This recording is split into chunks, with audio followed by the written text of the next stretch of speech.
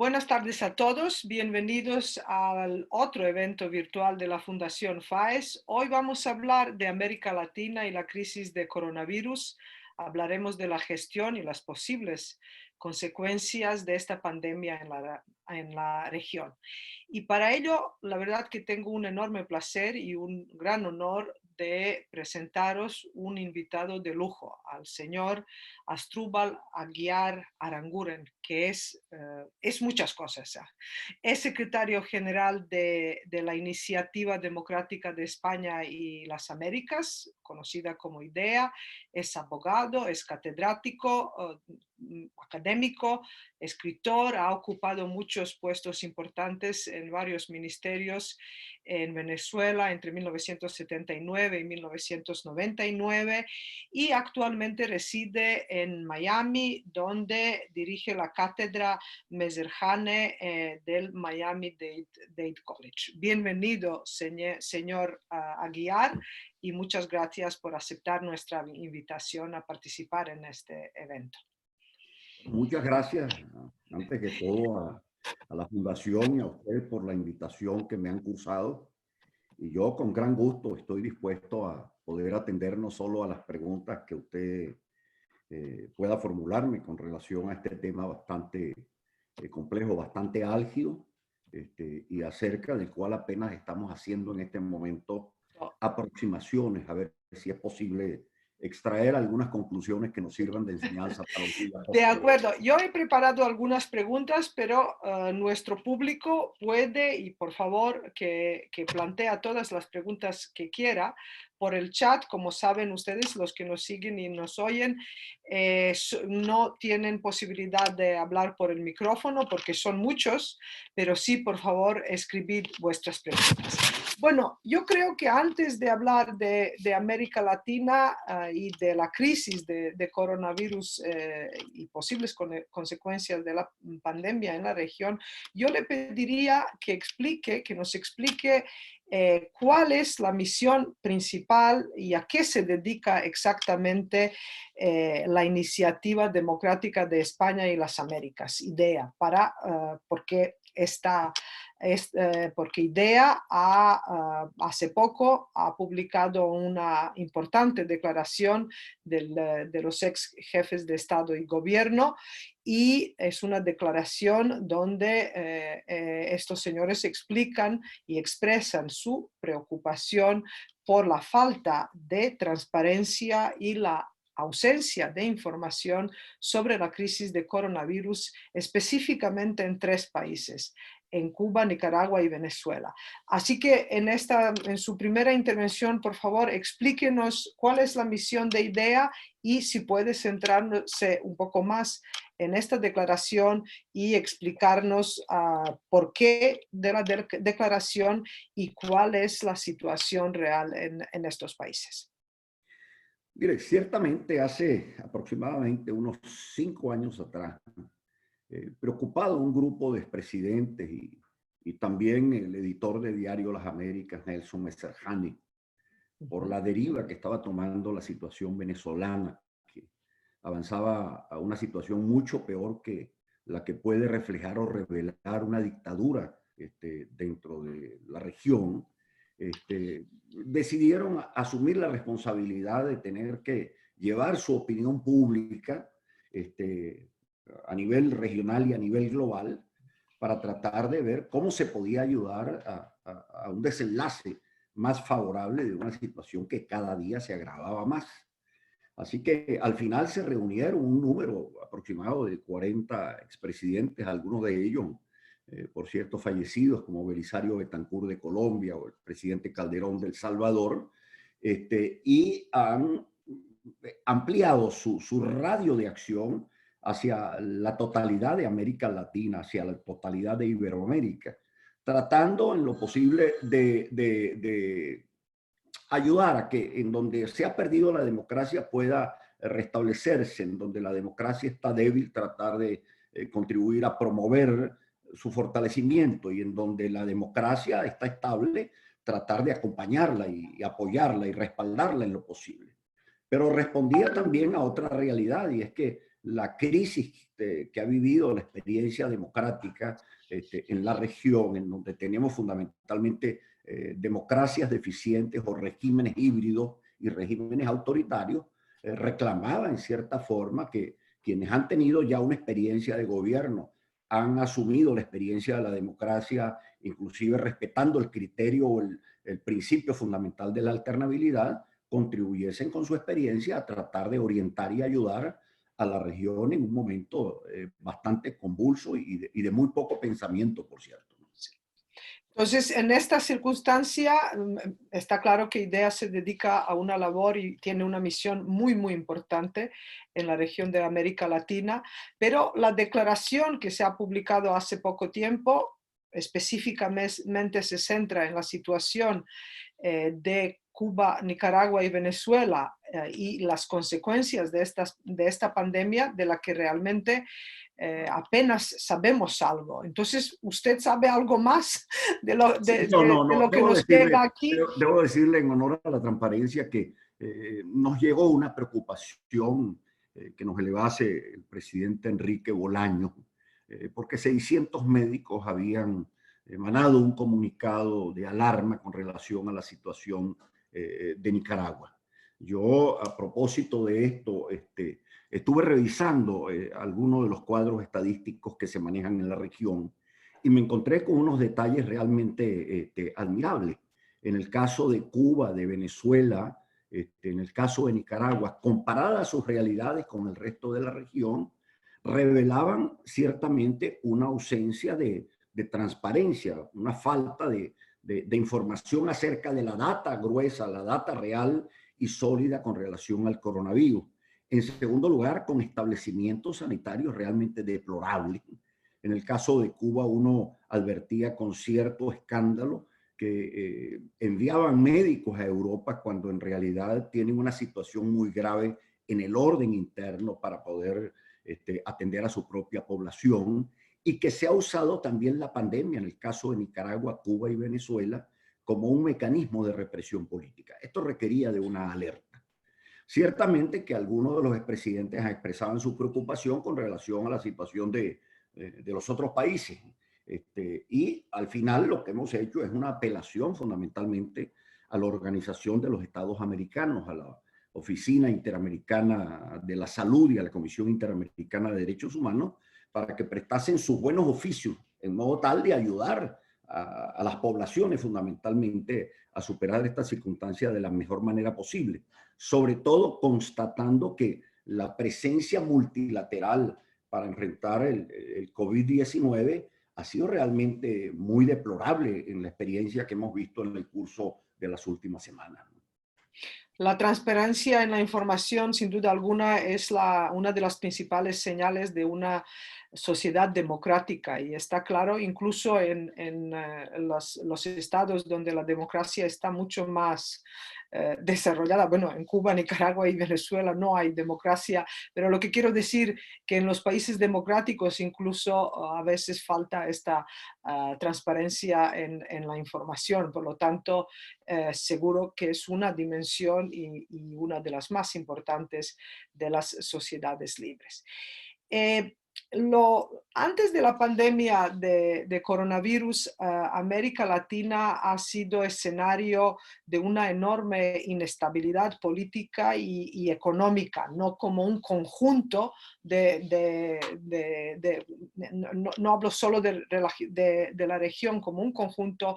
Por supuesto que hay diferencias entre los países, pero lo que está claro ahora con la pandemia parece ser que la pandemia ha puesto de relieve la fragilidad no solo de los sistemas de salud, sino también de los sistemas políticos. También ha puesto de relieve la falta que aún hace más de hacer las reformas estructurales de las que muchos países han estado pendientes durante años previos a coronavirus. Entonces, en términos generales, yo sé que es difícil de hablar de América Latina como un conjunto, pero en términos generales, si nos puedes decir ¿cuáles son los escenarios de esta epidemia en América Latina y qué destacaría especialmente, ya que, como he dicho, es difícil de hablar Sí, de sí. todos los países como una unidad, ¿no? Mira, hay dos aspectos que es interesante señalar respecto de esta cuestión. En primer lugar, yo creo que le hizo un gran daño a la región aquel célebre documento preparado por el Programa de Naciones Unidas para el Desarrollo hacia allá, hacia el año 99, 2000, en donde hablaba del desencanto democrático en general. Y al final su conclusión era muy sencilla. Recomendaba que lo que se necesitaba era fortalecer básicamente al Estado bajo una suerte de principio de efectividad democrática que implicaba el tener que digerir, en cierta forma, estados con ciertas fortalezas autoritarias. Sobre esto hubo una advertencia a tiempo por parte de la Corte Interamericana de Derechos Humanos, de la que yo hice parte. Decía, estados que tratan de justificarse en los temas de seguridad o en las necesidades populares para fortalecer básicamente el autoritarismo y vaciar de contenido las reglas de la democracia. Ese ha sido, creo que, el denominador común que ha avanzado en términos de pandemia, antes de la pandemia del coronavirus, a nivel regional. Ahora, en relación con la situación actual, yo he tratado de hacer un ejercicio que no puedo darlo por concluido porque apenas estoy haciendo una primera verificación, pero yo me encontraba datos interesantes como este. El caso de Estados Unidos, que tiene una democracia plena, entre comillas, que ha manejado la situación del COVID jugando con los contrapesos institucionales, escuchando al Congreso en relación directa a la Casa Blanca con los gobernadores y fundamentalmente con los alcaldes. Y uno ve que hay una actuación desconcentrada en el manejo del COVID. Sin embargo, el nivel de letalidad ha sido muy amplio a pesar de la cuarentena. Sin embargo, cuando uno ve a México, que es un país con una deficiencia democrática que comienza a acelerarse, y uno lo compara, resulta ser que tiene un nivel de letalidad que es un tercio por debajo del de Brasil. Y uno dice, qué cosa tan extraña. En tanto que en relación con Estados Unidos, que es su vecino, los efectos que uno ve a nivel interno todavía en México no tienen la significación que tienen dentro del territorio continental norteamericano. Si uno ve, por ejemplo, la experiencia de Costa Rica, la experiencia de Uruguay, que se manejaron dentro de estados de excepción, pero respetando los controles constitucionales de esos estados de excepción, Costa Rica y Uruguay tienen resultados admirables. Pero uno no sabe hasta qué punto este tipo de situaciones también puede llevarnos a sacar otras conclusiones. Veamos el caso de Colombia, el caso de Venezuela. Son países que tienen poblaciones equivalentes, son países vecinos, muy integrados. En Colombia hay una gerencia moderna, participativa. El presidente Duque se ha reunido con todos los alcaldes, se han respetado las reglas de la cuarentena y sin embargo Colombia, con relación a Venezuela, pongo un ejemplo, tiene 574 personas fallecidas, en tanto que en Venezuela la cifra que se menciona es una cifra exclusivamente de 10 muertos, con 749 enfermos, mientras que en Colombia tenemos 15.574 enfermos. Entonces, uno ahí nota lo que ha sido la gerencia del COVID, en donde uno ve, por ejemplo, podemos hacer una comparación en el caso de Ecuador y en el caso de Chile también. Uno nota, por ejemplo, que en el caso de Ecuador tenemos 2.839 muertos en una democracia deficiente. En el caso de Chile tenemos 509 muertos, o sea, una cuarta parte teniendo ellos poblaciones medianamente aproximadas. Pero uno nota que la focalización en relación con el COVID, desde el punto de vista de la opinión pública, se ha venido haciendo con un sesgo ideológico. Se pone el foco de la observación internacional sobre aquellos países que ciertamente uno quisiese verlos en peores condiciones en cuanto a la gestión del coronavirus. Pero obviamente lo que más me preocupa es el efecto que pueda tener esto sobre la institucionalidad democrática en el día posterior al COVID. ¿Por qué? Porque acostumbrándose los gobiernos a la administración general de estados de excepción y de emergencia, porque está en riesgo el derecho a la vida, bueno, hay dos miedos que se están sembrando directamente en la población. El miedo al autoritarismo por una parte y el miedo al coronavirus. Y al Esta final, es mi próxima pregunta, y perdone que le interrumpe, es la que he no, no, preparado. Realmente parece que hay un peligro real para las democracias y para los países donde la democracia estaba en los últimos 10 años. Por lo menos se ha trabajado mucho en consolidarla e incluso usted nos ha explicado que una de las misiones de IDEA es justo apoyar procesos democráticos y hacerlos más sólidos. Y ahora parece, por lo menos desde fuera, desde Europa, parece que la pandemia está poniendo, por todas estas razones que usted ha mencionado, que está poniendo en peligro, o por lo menos que representa un fuerte desafío para los países democráticos de la región. Entonces, ¿nos podría decir qué tipos de desafíos son estos? Ha mencionado este miedo de autoritarismo, pero yo creo que es uno de los temas y de las cuestiones fundamentales, por lo que le pediría que profundice un mira, poco. hay varias cosas que salen de bulto y uno las aprecia como expresiones de esta transición. En primer lugar, me preocupa el tema de la libertad de expresión.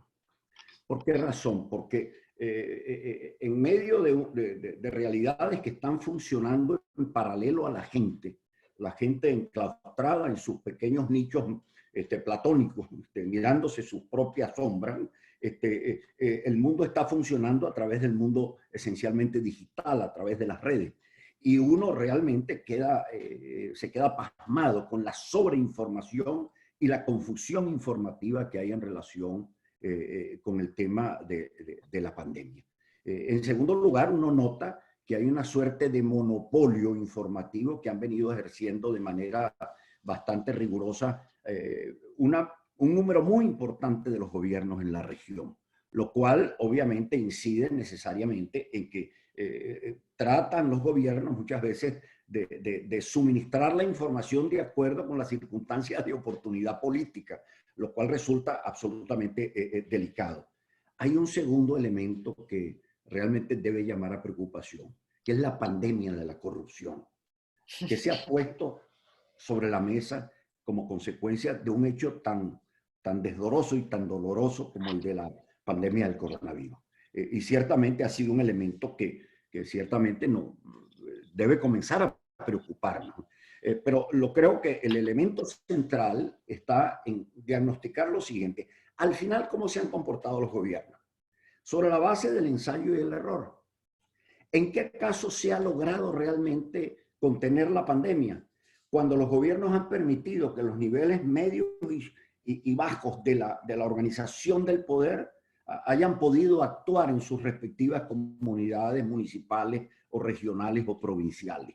Entonces, esto con relación a lo que es la gerencia efectiva de la democracia para un tiempo posterior, creo que resulta esencial. Pero en el caso de América Latina, que hemos tenido inclusive en tiempos en que la democracia funcionaba con cierta regularidad, en la segunda mitad del siglo XX, era normal en los presidentes apelar siempre a las leyes extraordinarias que les permitían a ellos gobernar por decreto. La gran pregunta es que muchos de ellos alegarán que las necesidades que plantea el coronavirus y otro tipo de realidades que consideran necesarias para atenuar los sufrimientos del pueblo, nos lleve a una deriva de carácter autoritario superior a la que hemos tenido hasta el día de hoy. Con lo cual se puede apagar el ojo de observación sobre los regímenes más ominosos que hemos tenido, como el caso de Cuba, el caso de Nicaragua, el caso de Venezuela. Así que esto es una situación, repito, que ciertamente debe llamarnos a la reflexión y estar encima de ella, observándola de manera regular, porque de suyo la democracia tenía una debilidad a finales del siglo XX, producto no de lo que se decía, de que los hechos de corrupción, el agotamiento de la clase política, el debilitamiento de los partidos. No, no, era el paso de una cultura, diría Zygmunt Bauman, de sólidos a una cultura muchísimo más líquida. Era el paso del mundo, de las ideologías, al mundo de las redes, el paso del tiempo en que el poder se centraba fundamentalmente en los actores gubernamentales y ha adquirido mayor beligerancia a la ciudadanía. Esto necesariamente tenía que incidir directamente en los estándares, en los componentes esenciales y en los elementos fundamentales de la experiencia de la democracia.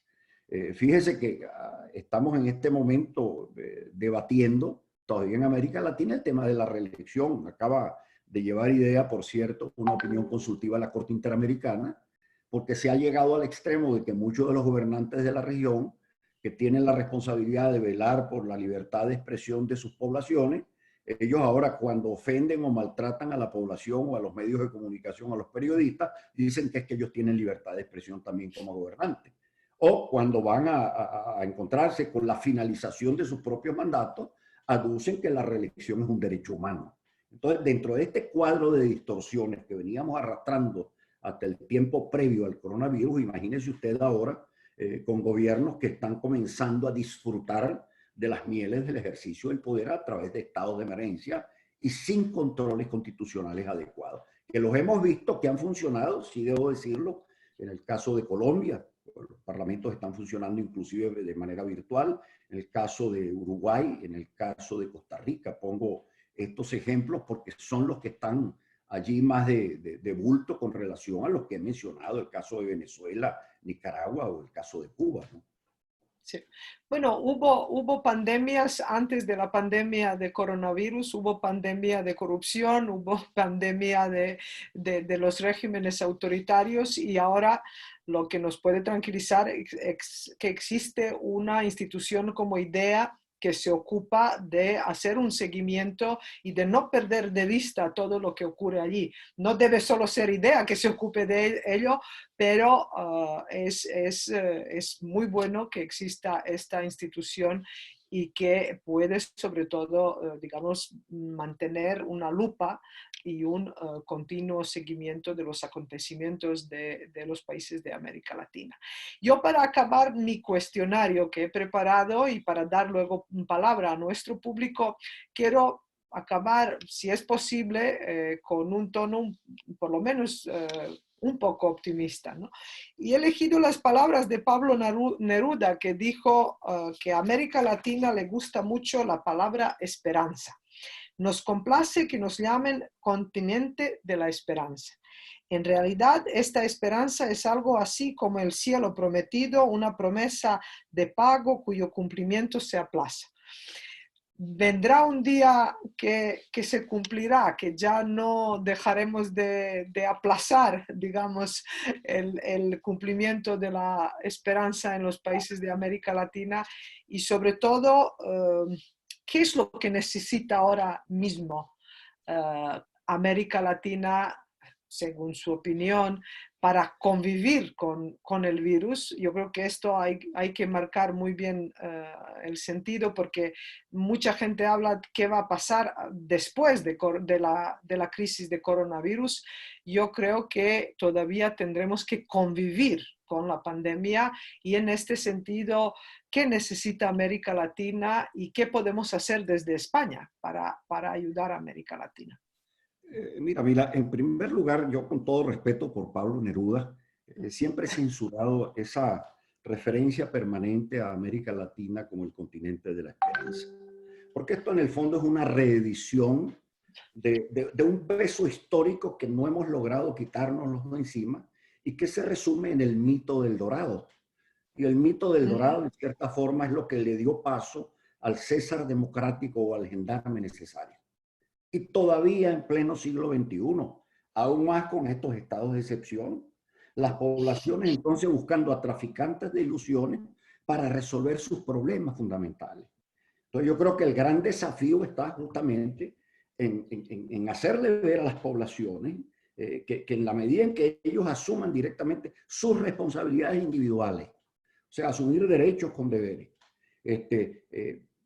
podrán madurar democráticamente y tener posibilidades de mejores niveles o estándares de bienestar hacia el porvenir. Lamentablemente en esto no está ayudando los organismos multilaterales y la globalización, y yo me permitiría hacer una suerte de resumen de lo que he visto en los últimos días desde este observatorio en cuarentena que tengo dentro de mi casa.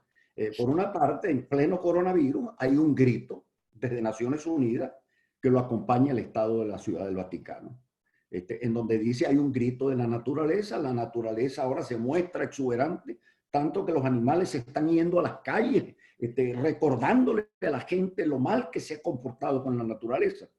Cuando estamos enfrentando una pandemia, según los indicios que vemos, que es el producto simplemente de un acto volitivo científico dentro de un laboratorio situado en China. Pero ese es el discurso. En paralelo, apenas se inicia la pandemia, Papa Francisco elabora una exhortación apostólica, querida Amazonia, en donde dice, mire, llegó a su final el mundo de la cristiandad, ya no somos la primera verdad, yo quiero una iglesia que se mire con rostros amazónicos. Entonces yo digo, bueno, por un lado tenemos el grito de la naturaleza, pero por otro lado también tenemos el grito ahora del andamiaje digital, o sea, de esto que llama Harari el Homo Deus ex machina, ¿no? En donde en definitiva parece que el mundo puede funcionar sin seres humanos. Entonces la pregunta, ¿dónde queda la gente que está en la cuarentena dentro de esta ecuación? ¿Dónde queda el principio de la dignidad de la persona humana y la necesidad de que la persona humana sea una persona con discernimiento y sentido de responsabilidad? O sea, queda fuera de la ecuación para que se imponga una suerte de nueva realidad que con vistas a la naturaleza y con vistas al andamiaje digital, entonces el conflicto posterior va a ser un orden que se mira en unos paradigmas totalmente distintos. A mí me preocupa porque el paradigma posterior a la Primera Guerra Mundial era el equilibrio de poderes entre los estados para garantizar la paz, y no fue posible. El paradigma que se intentó afirmar a partir de 1945 es que el poder y los estados tenían un límite, que era el respeto a la dignidad universal de la persona humana. Pero esto se agota a partir de los años 60 del siglo XX. Y estamos en la primera guerra global, para llamarla de alguna manera. Entonces ahora el paradigma es la naturaleza y el andamiaje digital. ¿Dónde queda el individuo? ¿Dónde queda la persona humana?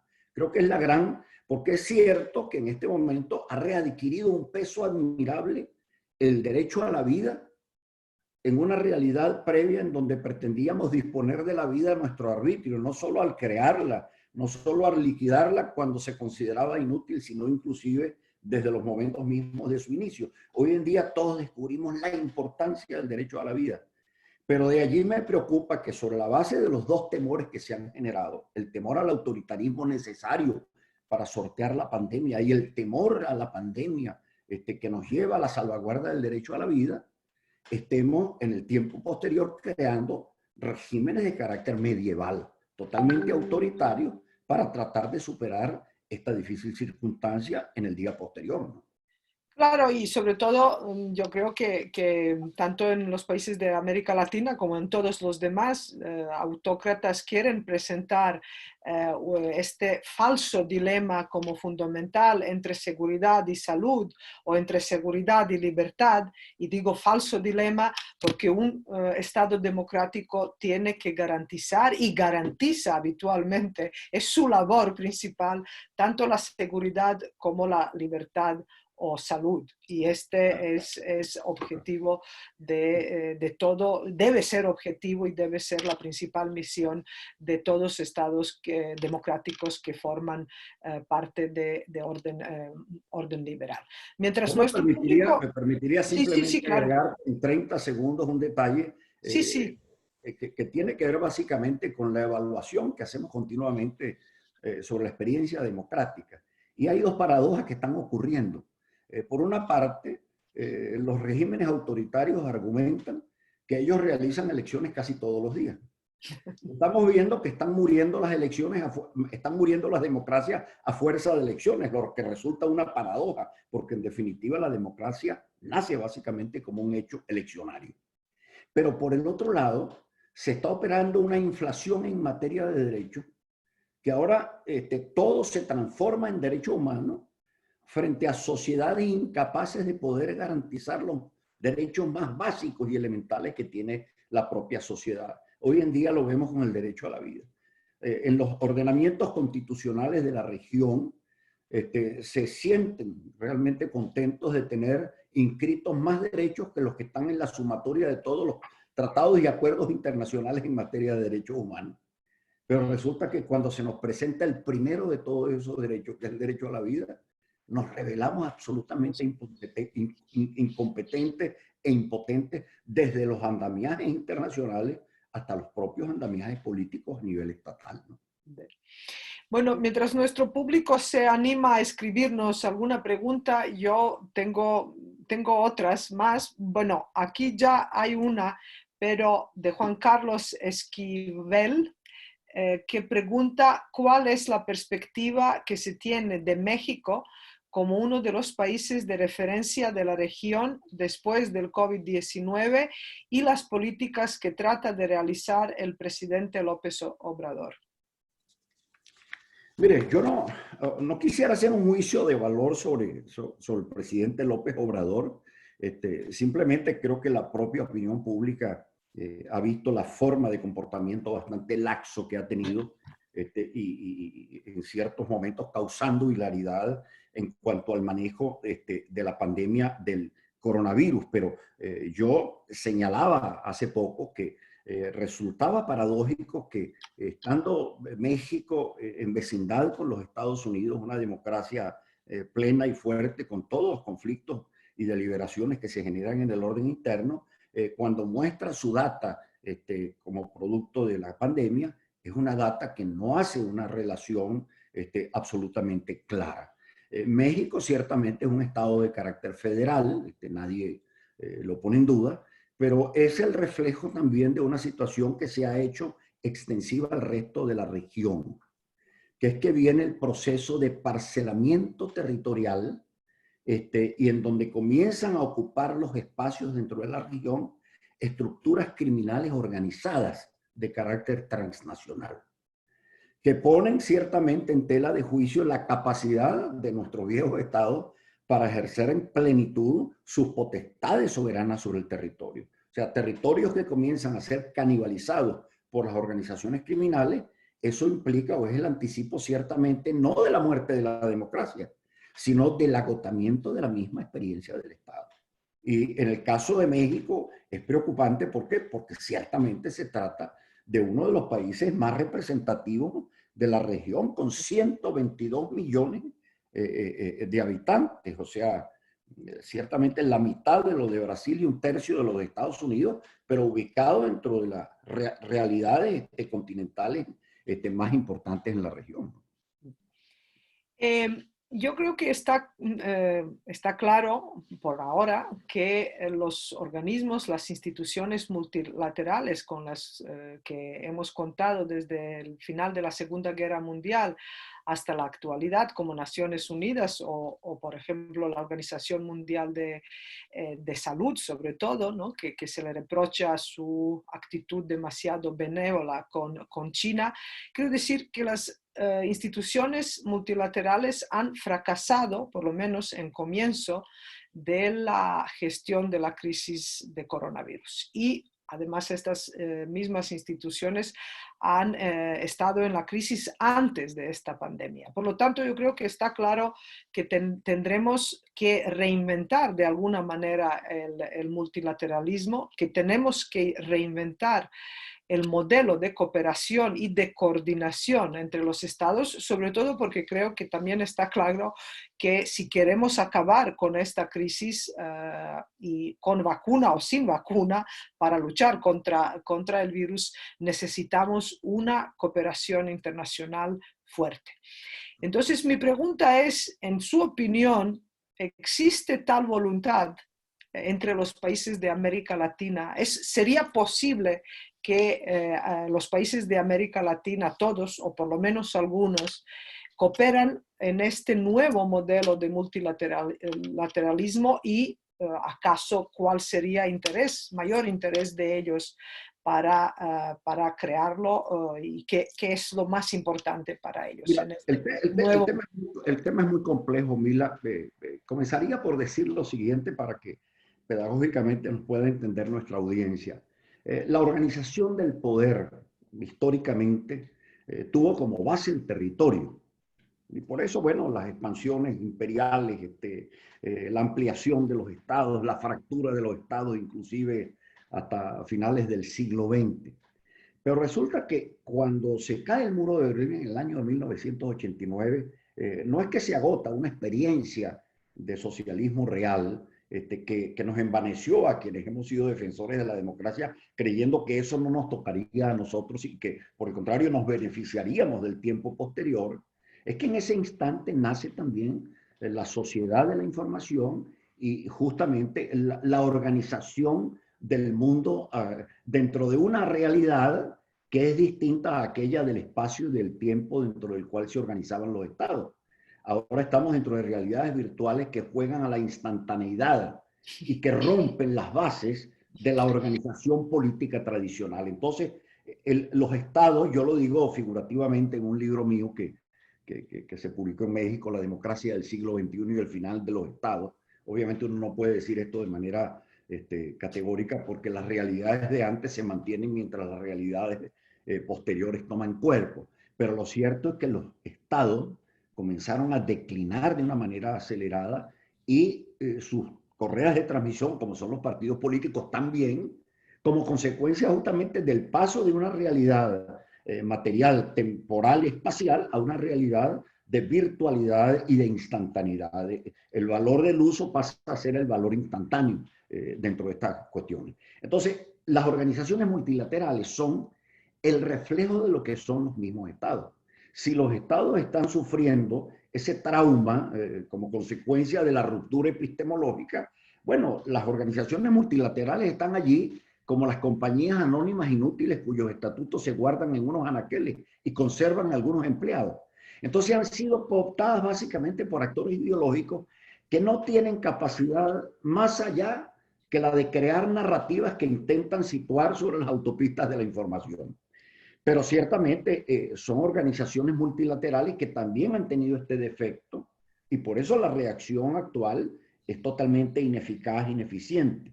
¿Por qué razón? Porque a pesar de que el paradigma que se establece después de la Segunda Gran Guerra es que el principio ordenador y transversal es el del respeto a la dignidad de la persona humana, todos los principios y actuaciones entre los sistemas regionales y universales conjugan todavía en clave pro príncipe, no en clave pro homine et libertatis. O sea, conjugan en clave pro Estado, no en clave pro libertad.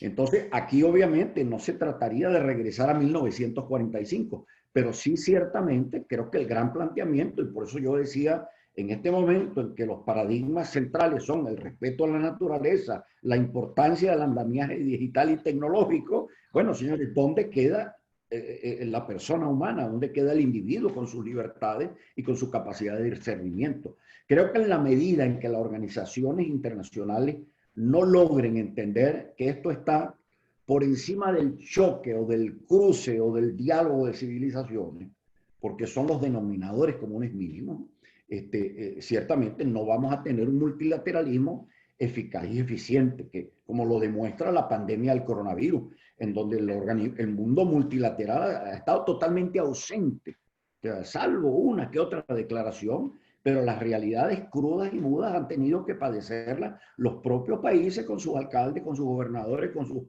presidentes a través de mecanismos de excepción constitucional y todos de manera introspectiva, mirándose en sus propios ombligos, porque ni siquiera hay esfuerzos bilaterales o regionales para tratar de enfrentar este tipo de problemas. Y entonces esa es la realidad real que tenemos en este momento. Esta es la negación total del sistema internacional que nos dimos con la Segunda Guerra Mundial. Sí, bueno, la respuesta ha sido, la primera respuesta ha sido nacional, pero yo creo que todos estamos conscientes de que es necesaria la respuesta multilateral y yo también creo que esta percepción de la completa ausencia del multilateralismo se debe también a la ausencia de los Estados Unidos, de la indispensable nación, porque parece que el multilateralismo después de la Segunda Guerra Mundial ha sido creado y sostenido por los Estados Unidos. Estamos en una reconfiguración, yo creo, tenemos que estar en ella. Bueno, una última pregunta del público de Ana Ferreiro, que pregunta cuál es el papel actual o deseable en el futuro de la iniciativa privada como apoyo a los gobiernos, obviamente excluyendo a Cuba, Venezuela y Nicaragua. Pero en los países latinoamericanos, ¿cuál papel podría ser para la iniciativa privada para mejorar la situación en los países latinoamericanos? Aquí ciertamente hay que ver dos cosas que resultan paradójicas, ¿no? De acuerdo a lo que uno aprecia, en los países desarrollados el efecto demoledor de la pandemia sobre la organización económica y financiera y sobre el funcionamiento de la productividad es realmente impresionante. Paradójicamente, siento que en el caso de América Latina, la pandemia no ha tenido todavía esos efectos tan letales. Los va a tener en el ámbito de sus economías y de sus transacciones comerciales. Pero lo que sí es cierto es que la capacidad de reacción y de recomposición que va a tener el mundo desarrollado va a ser mucho más rápida y efectiva que la que se tenga en países en desarrollo como los de América Latina. Esa parte me preocupa. Pero ciertamente, si tenemos un multilateralismo deficiente y los estados y gobiernos van al plano multilateral para resolver el problema de sus crisis económicas post-coronavirus, creo que simplemente este es un diálogo de sordos.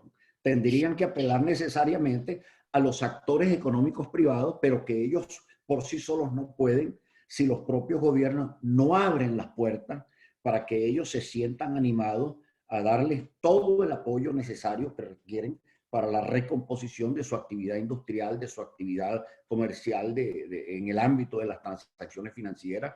Y en esto creo que debe producirse necesariamente una iniciativa por parte de los gobiernos más responsables en la región para ir marcando pautas sobre este camino en el tiempo más perentorio posible. Y digo más perentorio posible porque no podemos esperar a que pase la cuarentena y que pase la pandemia.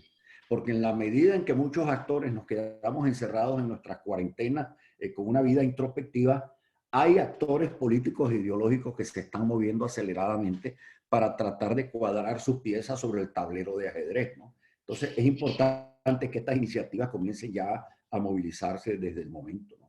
Desde el momento. Bueno, antes de despedirme del señor Aguiar, quiero hacer dos comentarios.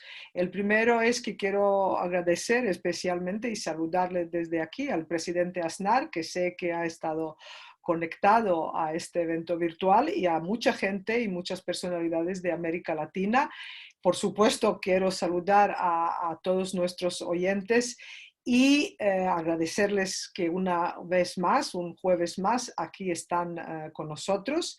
Y la segunda observación que quiero hacer es que el próximo jueves hablaremos sobre las consecuencias de la pandemia en el orden mundial, en la cooperación multilateral, y contaremos con Javier Rupérez, ex embajador de España en Washington, y Josep Piqué, el ex ministro de Exteriores de España.